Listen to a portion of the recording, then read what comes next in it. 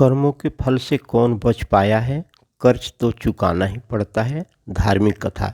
चलिए शुरू करते हैं। कर्ज तो चुकाना ही पड़ता है। बहुत समय पहले की बात है। रायपुर नामक नगर में हीरालाल नाम का एक सेठ रहता था। वह लोगों को ब्याज पर पैसा देने का काम करता था।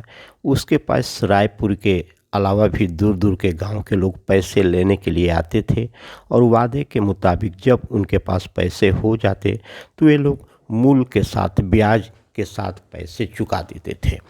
सेठ हीरालाल ब्याज पर पैसे तो देता था, लेकिन वह वसूलों का पक्का था, ईमानदार आदमी था। वह समय से पहले ना तो किसी से पैसे मांगना जाता था और ना ही किसी के साथ गलत व्यवहार करता था। इसके साथ साथ हीरालाल में दो गुण और भी थे। वह बहुत ही दयालु और भगवान को मानने वाला था। अपने इन्हीं गुणों के कारण वह दूर दूर तक प्रसिद्ध था। एक बार की बात है, इस नगर से कल्लू और भूरा नाम के दो ठग गुजर रहे थे। सेठ हीरालाल की प्रसिद्धि उन दोनों के कानों तक पहुंच चुकी। वह दोनों आपस में बातें करने लगे कि क्यों न सेठ के पास जाकर कुछ पैसा उधार लिया जाए और फिर हम कुछ ऐसा करें कि हमें वह पैसा वापस भी न करना पड़े। वह सोच करके उन दोनों ने एक योजना बनाई और सेठ हीरालाल के पास चल दिए। दोनों ठग सेठ हीरालाल की हवेली में पहुंचे और जाकर सेठ से कहा, सेठ जी, हम दोनों बहुत दूर से आए हैं। हमारे गांव में पिछले साल अकाल पड़ गया था। इसके कारण इस बार हमारे यहाँ कोई फसल नहीं हुई और हमारे घर में खाने के लिए अन्न का एक दाना भी नहीं है। इस बार बारिश अच्छी हो रही है और हमें उम्मीद है इस बार फसल ज़रूर अच्छी होगी। हमने आपके बारे में काफ़ी सुना है, इसलिए हम आपसे कुछ पैसे उधार लेने के लिए आए हैं। सेठ हीरालाल ने उनकी बात सुनकर के कहा, भाई, मैंने तुमसे पैसे लेने का कारण और तुम्हारे रहने की जगह नहीं पूछी।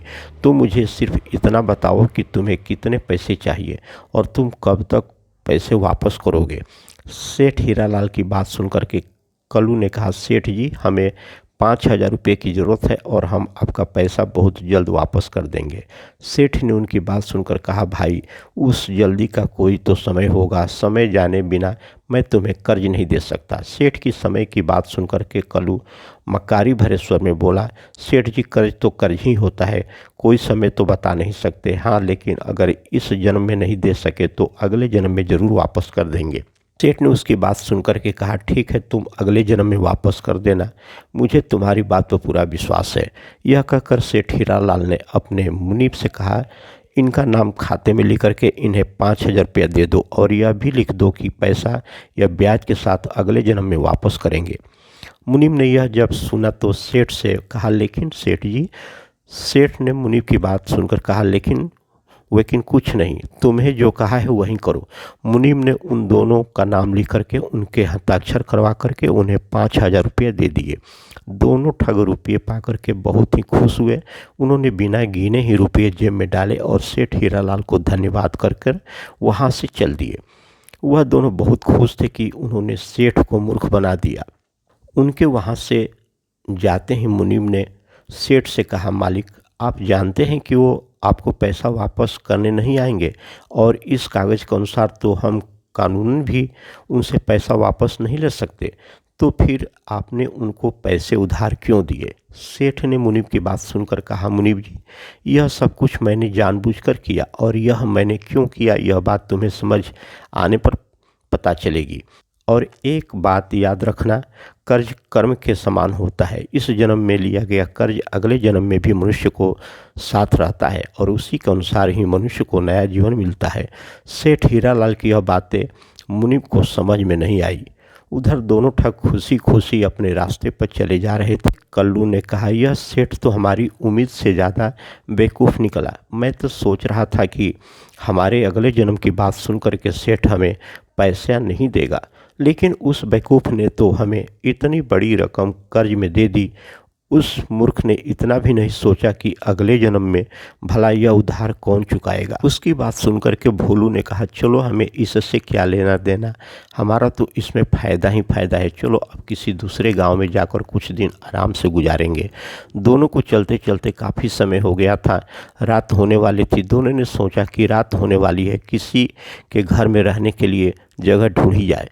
यह सोच करके उन्होंने एक घर का दरवाज़ा खटखटाया। वह घर एक किसान का था। किसान बाहर आया। कल्लू ने किसान से कहा, भाई हम दोनों परदेसी हैं और रात गुजारने के लिए जगह चाहते हैं। जब किसान ने उनकी यह बात सुनी तो कहा, कोई बात नहीं भाई, मैं अभी आपके रहने का इंतजाम करता हूँ। यह कहकर किसान ने अपने घर के आंगन में उनके लिए चारपाई बिछा दी और उनको कहा, अगर आपको खाने की ज़रूरत है तो मैं आपको खाना भी खिला सकता हूँ। उन दोनों ने किसान की बात सुन कर के कहा, नहीं भाई, खाने की हमें ज़रूरत नहीं है, हम सिर्फ आराम करना चाहते हैं।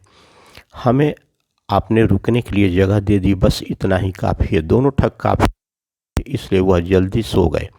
अचानक आधी रात के समय कल्लू को कुछ आवाज़ सुनाई दी, जिसके कारण उसकी नींद खुल गई। कल्लू वह आवाज़ सुन करके डर गया और उठ करके बैठ गया। जब उसे कुछ समझ में नहीं आया तो उसने भोलू को उठाया और सारी बात बताई। दोनों बहुत ध्यान से उन आवाज़ों को सुनने लगे। दोनों बोलने वाले की तलाश में इधर उधर देखने लगे, लेकिन आसपास तो कोई कुछ दूर दूर तक उन्हें नज़र नहीं आया। हाँ, थोड़ी दूर पर दो बैल जरूर खड़े हुए थे।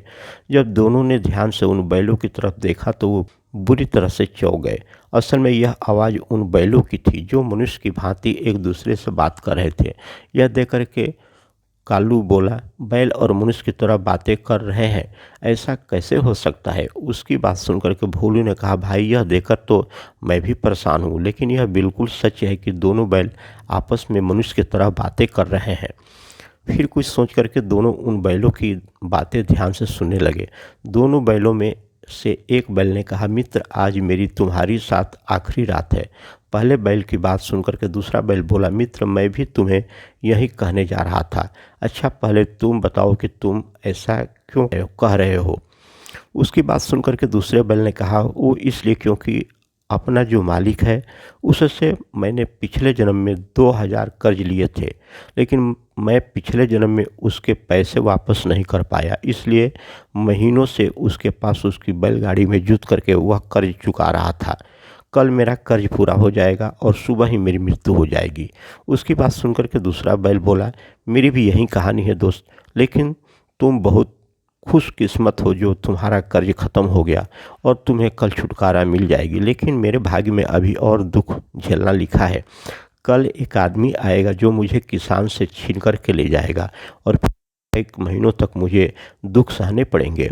उसकी बात सुनकर के पहला बैल बोला, लेकिन वह दूसरा आदमी तुम्हें क्यों लेकर के जाएगा? उसकी बात सुनकर के दूसरे बैल ने कहा, यही मेरा भाग्य है, तभी तो हमारा मालिक उससे कर्जा लेकर के अभी तक चुका नहीं पाया है।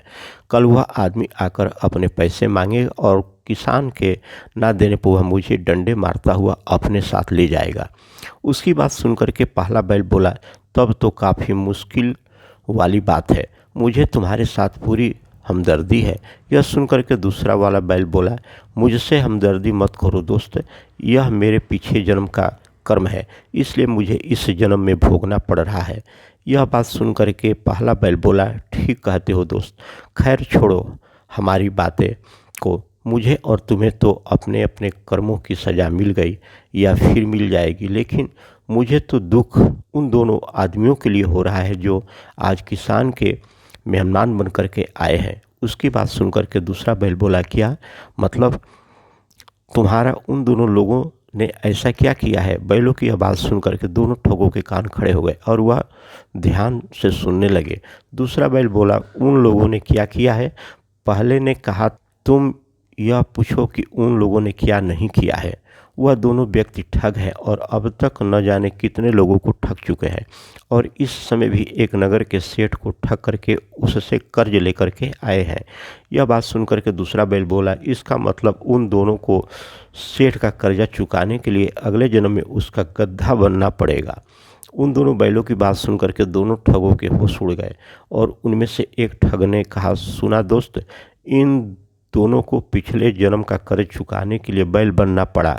उसकी बात सुनकर के दूसरा ठग बोला, हाँ, और यह भी सुना कि हमें भी कर्ज चुकाने के लिए अगले जन्म में गधा बनना पड़ेगा। यह बात सोचकर ही दोनों के पैरों के नीचे ज़मीन खिसक गई और उन्होंने सोचा कि अब हम सेठ का कर्ज अपने सर के ऊपर नहीं रखेंगे, इसको हम वापस कर देंगे और बाकी का जीवन हम लोगों की सेवा में गुजार देंगे ताकि हमारे सारे पाप इस जन्म के धुल जाए। यह सोच करके दोनों ने तय किया कि वह सुबह होते ही वापस सेठ के पास जाएंगे और उसको उसके पैसे वापस कर देंगे और साथ ही ठगी का धंधा भी छोड़ देंगे और मेहनत और ईमानदारी की रोटी कमा करके खाएंगे। इसके बाद वह दोनों ठग सो गए, पर सोने के बाद भी उन्हें चैन नहीं लगता। उन्हें सपने में भी वह दोनों बैल दिखाई देते और सुबह किसान के रोने की आवाज़ से उन दोनों की नींद खुली। वह दोनों जल्दी से उठे तो उन्होंने देखा कि बैल सचमुच मर गया था और किसान जोर जोर से रो रहा था।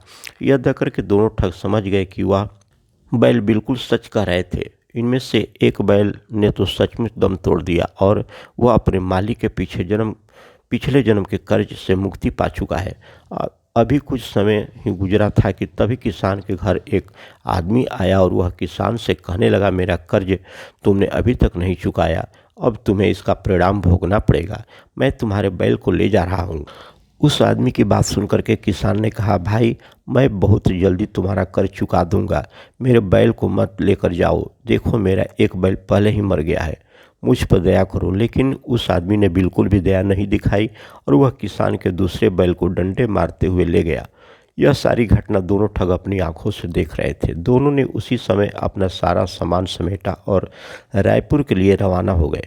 पूरा दिन चलने के बाद दोनों ठग सेठ की हवेली पर पहुंच गए और जाकर उन्होंने सेठ हीरालाल जी से कहा, सेठ जी हमें बचा लीजिए, हमें इस पाप से बचा लीजिए। सेठ हीरालाल ने हैरानी से उनसे पूछा, भाई तुम लोग कौन हो? सेठ की बात सुनकर कल्लू बोला, सेठ जी आप हमें इतनी जल्दी भूल गए? हम दोनों कल्लू और भूरा हैं, कल ही तो हमने आपसे 5,000 रुपया कर्ज लिए थे। मुनीम ने उन दोनों की बात सुनकर कहा, सेठ जी यह दोनों तो वही हैं जो कल कर्ज लेने के लिए आए थे और जिन्होंने अगले जन्म में कर्ज लौटाने का वादा किया था। मुनीम की बात सुनकर के कल्लू और भूरा ने कहा, ही हाँ सेठ जी, हम अपना कर्ज वापस करने आए हैं, यह लीजिए मूल के 5,000 और ब्याज के 10 रुपये साथ में, और हमारा नाम वही खाता से काट दीजिए। सेठ हीरालाल ने उनकी बात सुनकर कहा, भाई मैं कर्ज वापसी ऐसे नहीं लेता, मैं अपने वसूलों का पक्का आदमी हूँ। तुमने रकम लौटाने का जिस समय वादा किया था मैं उसी समय ही यह कर्ज वापस लूँगा। तुमने अगले जन्म में कर्ज लौटाने की बात कही थी, इसलिए मैं अब अगले जन्म में ही लूँगा। सेठ की बात सुनकर के कल्लू ने कहा, सेठ जी यह आप क्या कह रहे हैं? भला कोई अगले जन्म में भी कर्ज चुका सकता है क्या? कल्लू की बात सुनकर भूरा ने कहा, हाँ सेठ जी, जब हम अभी आपका कर्ज लौटाना चाहते हैं तो फिर आप अगले जन्म की बात क्यों कर रहे हो? सेठ ने उनकी बात सुनकर कहा, भाई मैंने तुम्हें पहले ही कहा था कि मैं अपने वसूलों का पक्का हूँ। जब तुमने मुझसे वादा किया था कि तुम यह कर्ज अगले जन्म में वापस करोगे, तो अगले जन्म से पहले मैं वापस नहीं लूँगा। भूरा और कालू ने सेठ के आगे बहुत हाथ जोड़े, लेकिन सेठ ने उनकी एक भी बात न सुनी और बिना पैसे लिए उन्हें घर से बाहर निकाल दिया। दोनों ठग दुखी मन से वहाँ से चल पड़े। उन्हें बिल्कुल भी समझ में नहीं आ रहा था कि वह इस कर्ज से कैसे मुक्ति पाए। दोनों भटकते भटकते एक जंगल में पहुँच गए। वहाँ पर उन्होंने एक महात्मा को देखा। जब महात्मा ने उन दोनों से उनकी परेशानी का कारण पूछा तो दोनों ने सारी बात उनको सच सच बता दी। तो महात्मा जी ने उन्हें प्रायश्चित करने का एक उपाय बताया। महात्मा ने उनको कहा, बेटा यहाँ से 1 मील दूर एक गांव है, वहाँ पहुँचने पर तुम्हें कर्जा उतारने का कोई ना कोई उपाय जरूर मिल जाएगा। महात्मा की बात सुनकर के वह दोनों आगे चले गए। थोड़ा सफ़र करने के बाद वह एक गांव में पहुंच गए। यह वही गांव था जिसके बारे में महात्मा ने उन्हें बताया था। वहां पहुंचकर उन्हें पता चला कि इस गांव में पानी का कोई स्रोत नहीं है और ना ही कोई कुआं है और ना ही कोई तालाब है। इसलिए वहां के लोग पानी के लिए बहुत परेशान थे। पानी की ज़रूरत पूरी करने के लिए लोगों को 5-5 कोस तक दूर जाना पड़ता था। वहाँ की हालत देख कर के कल्लू के दिमाग में महात्मा की बात याद आ गई। वह सोचने लगा, अगर यहाँ कोई पानी का स्रोत पैदा कर दिया जाए तो हमारा कर्जा उतर जाएगा। यह सोच करके कल्लू ने भूरा को अपनी योजना बताई। कल्लू भूरा के कान में धीरे धीरे उसे कुछ समझाने लगा, जिसे सुनकर के भूरा का चेहरा भी खिल गया। दोनों पास वाले खेत से 2 कुदाल ले आए और एक स्थान पर खुदाई करने लगे।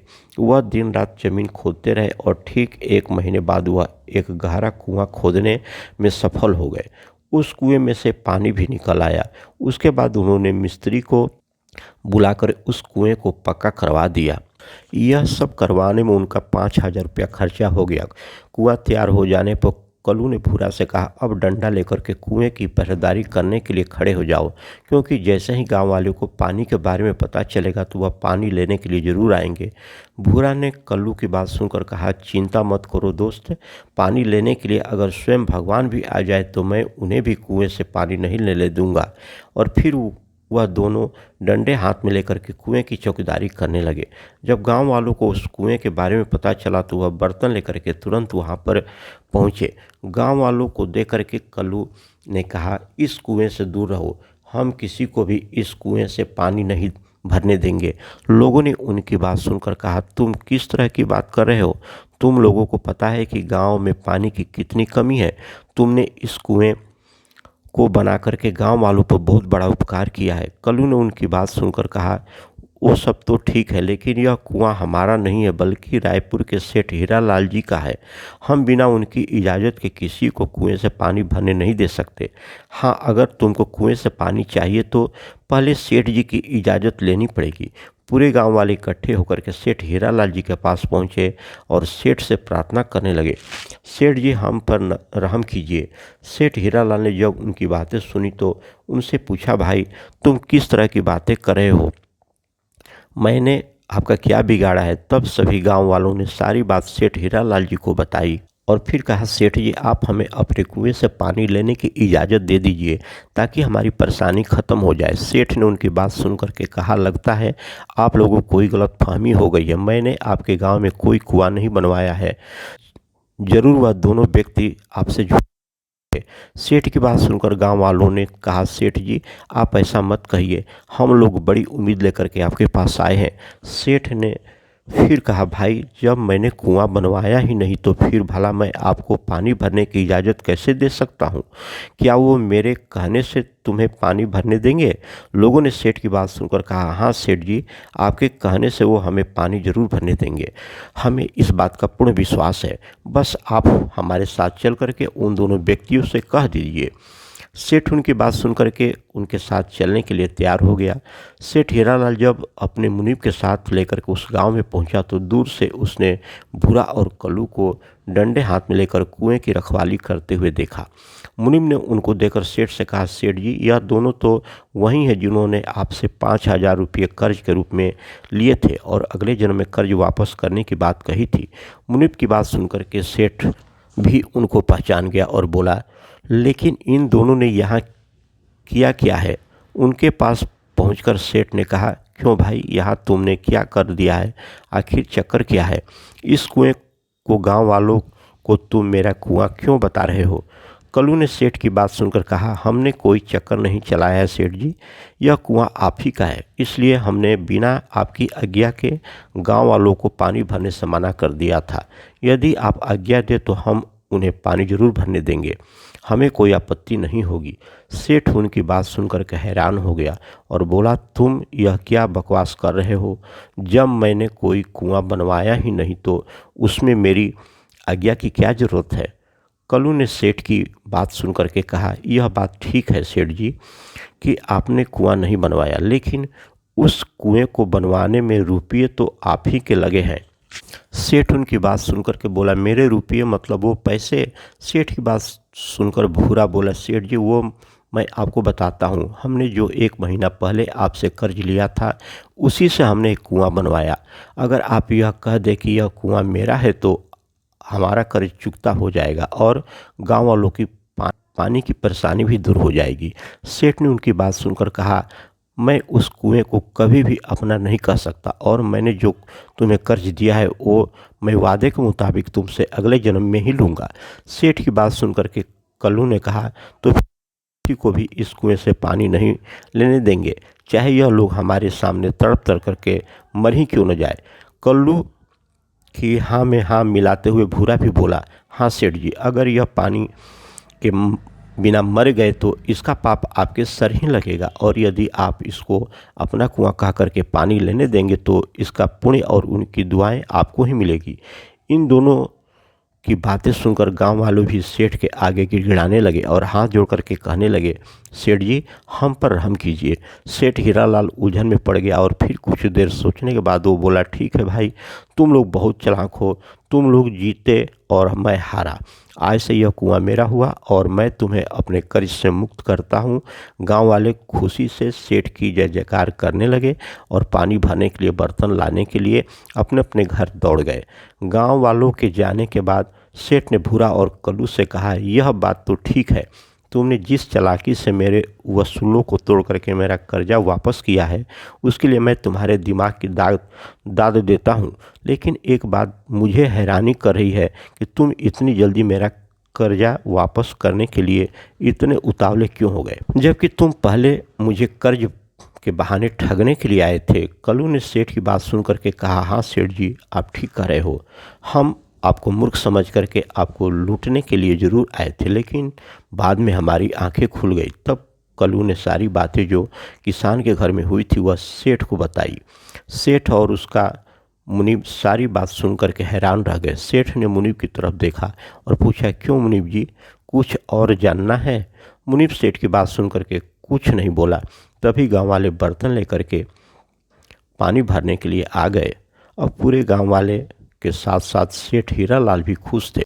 इस घटना के बाद कल्लू और भूरा ने ठगी का धंधा छोड़ दिया और मेहनत करके मेहनत मजदूरी से कमाने लगे। धन्यवाद।